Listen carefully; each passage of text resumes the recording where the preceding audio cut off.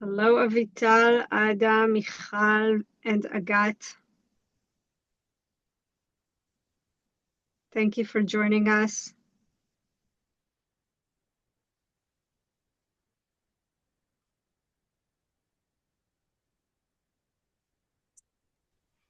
Hi, Adam. Nice to meet you. Likewise, likewise. Where are you connecting from? New York City. Ah, New York City. Nice. I Mm-hmm. used to live in New Jersey. I live in LA now. Yeah. Very nice. Much better weather, right? Oh, yeah. That's why we moved. I bet. It seems like New Jersey gets every storm that comes around this area, like, and Yeah. the worst at everybody. My Yeah. God. Exactly. I know. Mm. Okay, Mital, I think what we will do is we'll start with our 1-minute video that we just got a few days ago from one of our Keshet kids. And then I'll just open for questions for anyone who wants to ask about the WZC and the elections. Alrighty. Just a second.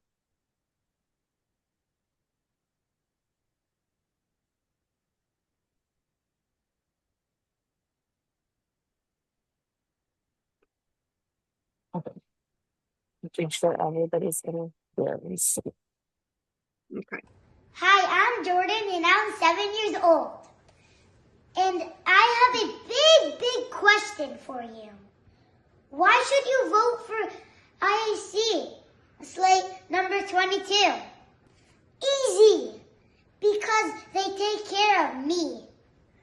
I go to Keshet and learn about Israel, our community, and have so much fun with my friends. But wait, it's not just about me. They take care of my big brother and sister with their teen programs. They bring all of us together for a huge celebrations. So when you vote in the World Zionist Congress election, remember, slate number 22, because they take care of us. Meital, if you don't mind, while I open for question, if you can share the post with that cute video, then if people decide after this call that they want to help us and support us, sharing this video would be a great way to do that. And you can hear Okay. it much better on your phone. Yeah, exactly.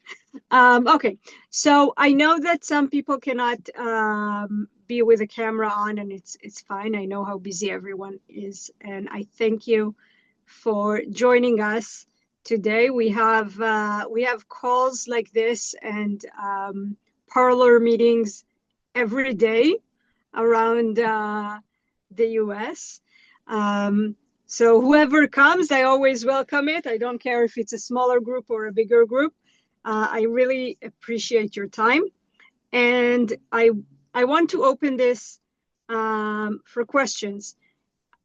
If nobody will ask a question, I can talk about WZC all day long, but I'd rather answer things and tell you things that you want to know about. I guess I have a question. Yes. So it's my first time voting, and it seems like there are a few slates that are very similar or working congruently, or I don't know exactly, especially a lot of the liberal causes seem, there's like 4 or 5 of them seem very similar. Um, are they working like if one slate takes the lead, do they then absorb each other? How does that usually work?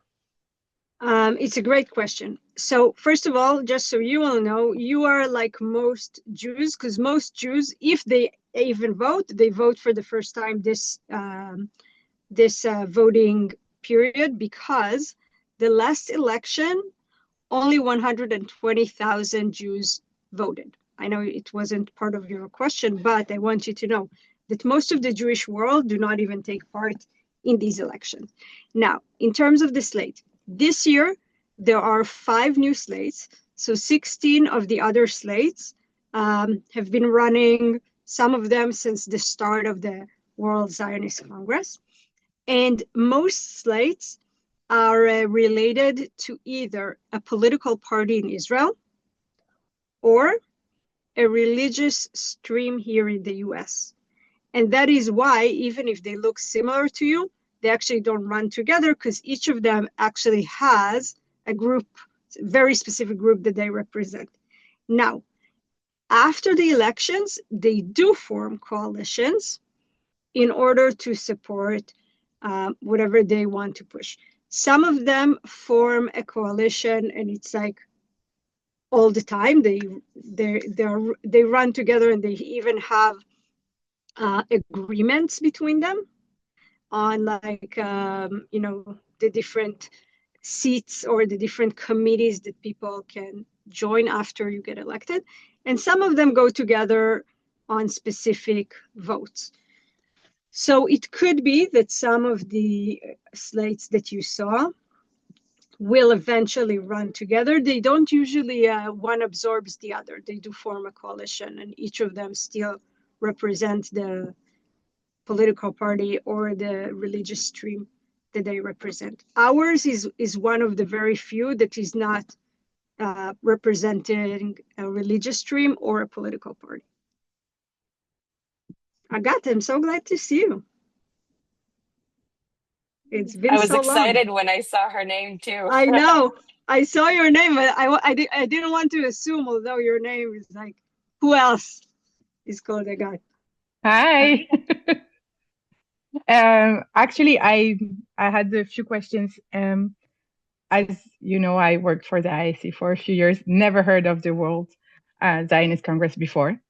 So I tried to Google it quickly, and I didn't get all the information. Can you explain us quickly, or maybe just me, maybe everyone else know, like how, like, what do they do? Like, in what kind of, you were talking about votes, like, what do they vote about? Is it just about like the budget, how it's gonna be split, and where does it go, and like what is the spectrum of what they can do? Okay. So the budget is actually a reflection of the strategic decisions that are being made. So they don't actually vote directly about the money. They vote about the agenda of three major organizations: the Jewish Agency, the World Zionist Organization, and Kakal, which is, it's not exactly JNF, but JNF is what we have here, and Kakal is in Israel. But they obviously connect to one another, so JNF is also affected by the decision. So then what they do, they decide on what are the priorities and what is the agenda of those institutions. And as a result, there are budgetary implications. And those are actually being then carried over during the 5 years that are in between the Congress. So the Congress is only taking place once every 5 years. The last election was 2020. Now we have 2025. The next time and the next opportunity to vote will be 2030. And yes, we never ran before. And we also didn't know, to be honest with you. I think a lot of people just this past year have come to understand how those things are working. And that is why a lot more people want to influence, because it's not just money. It's also agenda and priorities, which is even more important. And can I have one more question then? Yeah. So my vote is for sure going to the IAC, because I know the people and I know the kind, like what you have at heart and what you want to do. But can you please share with us like how IAC would be different from the others, and what kind of vote you're interested in and where you want to go? Yeah, thank you for giving me the opportunity to do that. It looks like I'm planted, but I'm not. No, you are not. I actually haven't seen you in years, and I love it that you're here. So I'll tell you what our main thing is. We are the only slate that actually has its entire agenda dedicated to what is happening here in the US. Many other slates has things that has to do with Israeli politics, Israeli policies, Israeli, day-to-day life, whether it's, yeshivot in Israel or the kotel in Israel, all good things. I'm not saying anything about that, but we, and you know it because you have worked with us, we don't do things that relate to the internal politics in Israel. We do unconditional support for Israel here in the US. So all of the things that we want to push are going to happen here in the US. One thing that we are trying to push for a while, but it requires more partners and more thought to lead into it, is, for example, Hebrew as a second language in public schools. Not just because of the Israelis who actually want this, but because through the teaching of a language, you can actually teach a lot of things that you teach a term, and by that you actually teach a lot of things that relate to that term. Like if you think about it, when some schools has Arabic as a second language and they teach about Jerusalem, obviously they don't teach the word Jerusalem, they teach the word El Quds, and then they give you a whole context to the word, and all of a sudden you get exposed to things that it's not just the language. So that's one thing.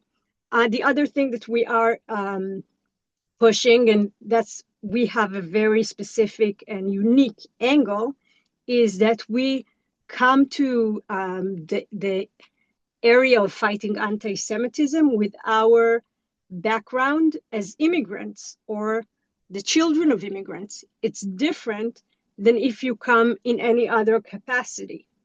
And that is something that is unique to the IAC, that the IAC can do, and the IAC pushes.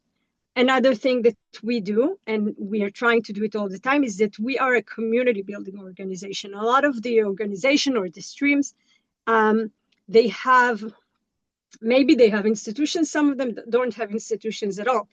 We are trying to open as many communities as possible, but funding is always an issue. So we don't come and then start, oh, what should we do? Should we do this program? Should we do that program? No, we have the programs already. We have the participants. All we want to do is to expand what we already have. So we will not waste time on looking for, oh, what would be the program that we'll do for students? We have it. What we'll do for teens? We don't need to think about those things because we have it, and we already have people who are enjoying those programs. So we only need to expand. So that's another very big difference. Some other slates, especially the new ones, they didn't do anything yet. They want to do, they maybe have good intentions, but they didn't do it yet. We did it already, and we just want to expand. Okay, thank you so much, Aya. Agat, after that, I'm going to send you not just the link to vote, I'm also sending you a text to send to others.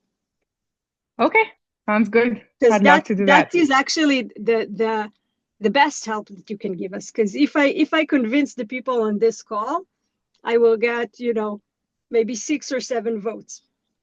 Let's say you'll vote, for your spouses or for your mom or something. But if you send it to someone and say, oh, you vote and send it to 3 other people, that's how we expand our circles.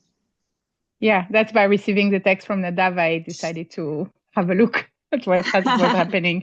All right, good. You did a good job. Okay. Yeah, thank you. So good to see you. Adam? I thought I noticed something. I've been researching a lot of slates, obviously. I think I'm not alone in that. I thought I saw something regarding work with Arab voices or some interfaith work. Can you speak to any of those types of programs? Is that Or accurate? the things that we did, IAC, recently you speak about? Okay, so we had a tour, yes, with Arab voices. We brought them to our IAC summit, and they were a huge success there. Our summit is the largest pro-Israel summit in the US, since AIPAC no longer doing theirs. So we brought them to our summit. We saw people were really engaged, and then we decided obviously with them, they're a good partner of ours, to do a tour. And we actually brought them to private homes. We brought them to students to speak to them. We brought them to spaces. Maybe you saw the one that we had in New York. We had it pretty recently, right, Meital? When was it that we had them in New York City? Not so long ago. Early February. Yeah, about a month ago. Yeah. They toured several IAC regions, and they did a panel speaking out about their support and their life experiences. It was a really successful tour. Yeah.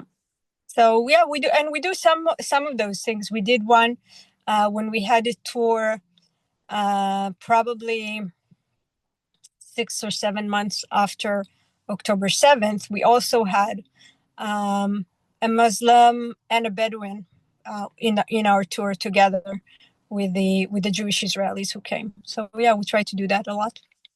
Amazing. So then you said you're trying to expand, you have these programs. They're in major cities at this point, or like how far is your reach in the country so far? So Meital, if it's not hard for you, if you can put the link to our impact report, so that Adam will pull it have up. it later. Yes. So we have about 22 regions right now, and we are active in 58 campuses. We have a Michelanu program, which is a fellowship program. That's how we are active in campuses. And then we have regional offices. Some are bigger than others. Our New York one is pretty big. New Jersey one is pretty big. But we have every place that there are major Israeli community, you will find an IAC. So in Florida, we actually have 2. Here in California, we have 3 or 4 regions. So we have like San Diego, we'll have the San Francisco area, we have here in LA, we have Austin, Texas, we have Colorado, we have Chicago. So we have 22, like Atlanta, and I can name a few more, Boston, and everywhere that there is a large Israeli community. I would say that right now, most requests are coming from Canada. They really want an IAC in Canada. We recently got a request from Michigan to have a region there. So we get people, they know us and they reach out to us and they say, oh, can we get IAC close to home? If I may add, we actually do have in Canada, we have a couple campuses that have active Michelanu chapters that started this year. So that's exciting. Yeah. That is definitely exciting. Those are the seeds. Now we need an Right. office there. Yeah, definitely. True.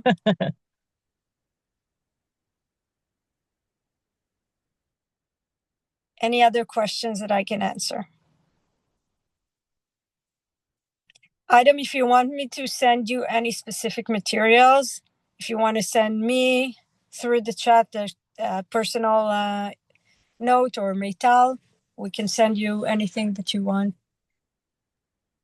You can go ahead and put your email in the chat or your phone number if you want us to reach out to you, or I can give you our emails as well. Michal, are there any questions that I can answer for you?